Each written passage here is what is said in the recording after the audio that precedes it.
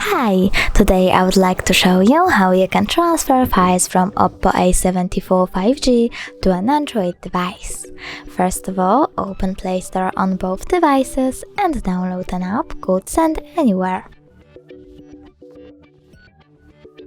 Now open it. Click I accept, choose confirm, continue and allow. Then we need to wait for this one to download. And now we can repeat it. So I accept, confirm, continue, allow. Then click on receive on an Android and send on OPPO. Now tap on all of those dots and just send to send all of your files. It will take some time though, so I will click on this one photo, just send and tap got it. From here we have two ways to connect. You can input this password over here and choose receive, or tap on the scanning icon, choose allow and scan QR code.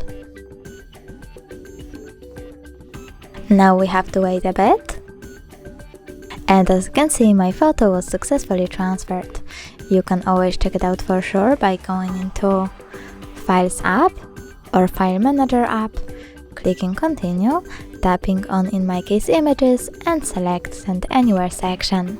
Thanks so much for watching. If you enjoyed this video, don't forget to leave a like, comment, and subscribe. Bye!